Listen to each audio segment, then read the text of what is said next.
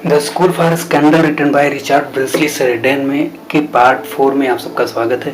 पिछले पार्ट में हमने जाना कि सर ओलिवर जो कि चार्ल्स और जोसेफ के चाचा हैं, भेष बदल करके चार्ल्स की रियलिटी जानने के लिए उसके यहाँ जाते हैं और कुछ तस्वीरें बेचने का निर्णय वो करता है पैसों के लिए। तो शुरू करते हैं पार्ट 4। यह चार्ल्स के घर में तस्वीर वाला कमरा है। सर ओलिवर तस्वीरों की प्रशंसा करते हैं। वह इन तस्वीरों के गुणों की व्याख्या करते हैं। वे पुरानी शैली में बनाए गए हैं। प्रत्येक तस्वीर मूल चेहरे को प्रस्तुत करती है। अब ये लोग दोबारा देखने को नहीं मिलेंगे। चार्ल्स का दोस्त केयरफ्री नीलामी करने के लिए एक हथौड़ा लाता है। चार्ल्स पहली तस्वीर की नीलामी करता है। चार्ल्स इसके लिए 10 पाउंड मांगता है। सर ओलिवर तैयार हो जाता है। इस प्रकार तमाम तस्वीरें बिक जाती हैं। जो तस्वीरें बचती हैं उन सभी के लिए वह 300 पाउंड मांगता है। सर ओलिवर तैयार हो जाता है। सर ओलिवर कहते हैं कि चार्ल्स ने एक तस्वीर नहीं बेची।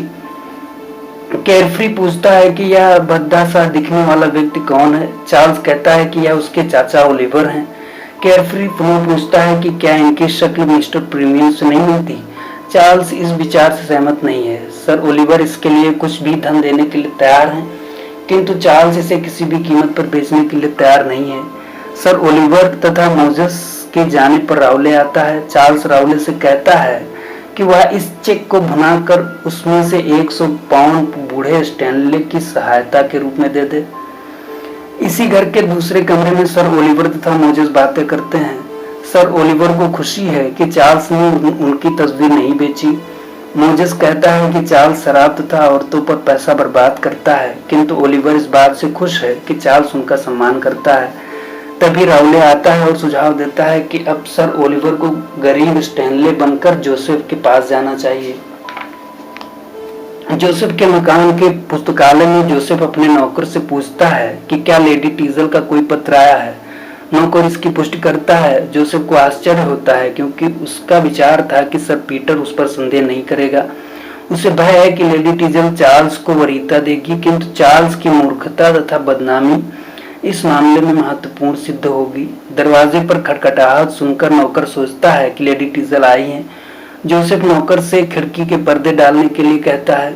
वह डरता है कि उसकी पड़ोसन पर उस पर तीखी निगाह रखती है।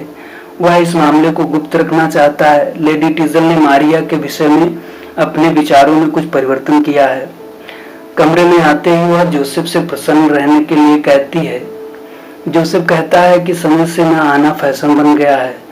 वह कहती है कि जोसेफ को उसके साथ दया का व्यवहार करना चाहिए। सर पीटर का व्यवहार बहुत झगड़ालू हो गया है। वह चार्ल्स से ईर्ष्या करता है। यह बात चार्ल्स और मारिया के विवाह में महत्वपूर्ण हो सकती है। स्मीयरवेल ने उसकी बदनामी चारों ओर फैला दी है। जोसेफ कहता है कि इस तरह की बदनामी बुरी लगती है, लेकिन अब तो केवल एक ही उपचार है कि इस बदनामी को वास्तविकता बना देना चाहिए।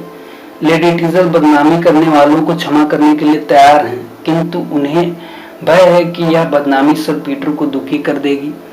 जोसेफ कहता है कि यह स्थिति तभी आती है जब कोई पति अपनी पत्नी पर बिना बात शक करता है। इससे पत्नी को उसे धोखा देने का अधिकार मिल जाता है। वह मानती है कि उसका पति उस पर बिना बात संदेह करता है।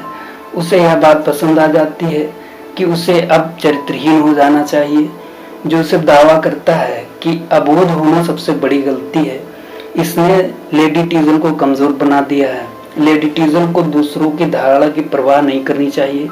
उसे जो अच्छा लगे वह करना चाहिए, तब उसे अपने पति के आक्षेप बुरे नहीं लगेंगे। इस प्रकार जोसेफ लेडी टीजल को उकसाता है कि वह उस जैसे किसी युवक के साथ अवैध संबंध स्थापित कर ले।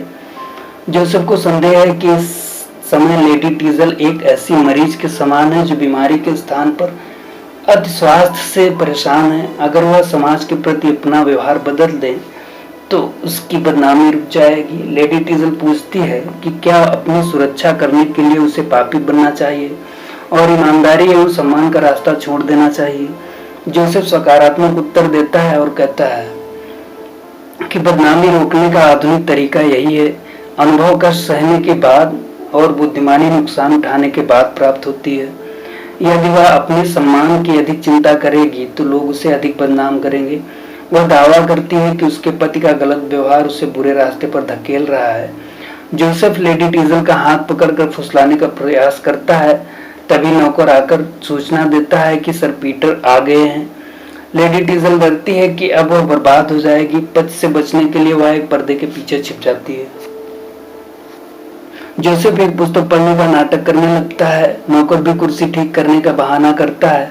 सर पीटर आते ही जोसेफ का कंधा थपथपाता है। जोसेफ कहता है कि उसे पुस्तकों के अलावा और किसी चीज में रुचि नहीं है। सर पीटर कहता है कि वह एक व्यक्तिगत कार्य से आया है। वह अपनी पत्नी लेडी टीजल से व्यवहार से दुखी है। लगता है उसने चार्ल्स से संबंध बना लिए हैं। जोसेफ कहता है कि इस बात पर विश्वास नहीं होता। सर पीटर कहता है कि जोसेफ जैसे सज्जन व्यक्ति को बुरी बातों पर आसानी से विश्वास नहीं हो सकता।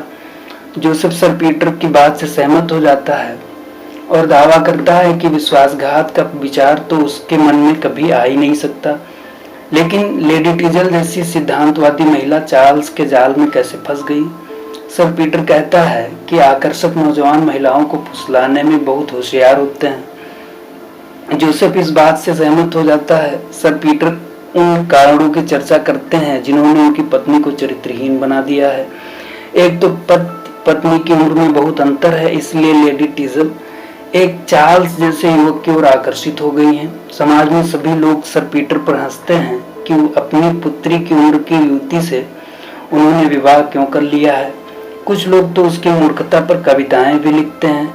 सर पीटर को दुख है कि उनके मित्र का भतीजा उनके साथ यह विश्वासघात कर रहा है। सर पीटर चार्ल्स का भी संरक्षक है, लेकिन चार्ल्स को इस बात का कोई लिहाज नहीं है।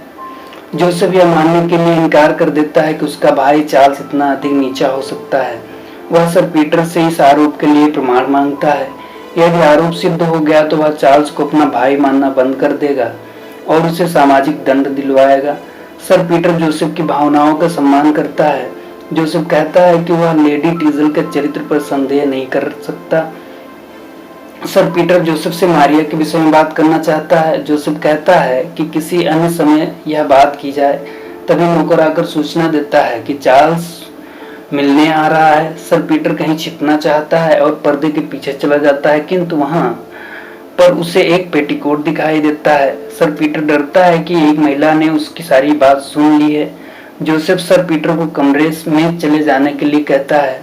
जोसेफ विचित्र स्थिति में फंस गया है। चार्ल्स आते ही पूछता है कि क्या उसके पास कोई यहूदी अथवा लड़की आई है।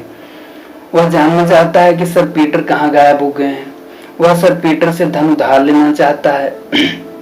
जोसेफ कहता है कि सर पीटर सोचते हैं कि वह उनकी पत्नी को बहका रहा है। चार्ल्स कहता है कि इस प्रकार का नीच विचार उसके मन में कभी नहीं आ सकता।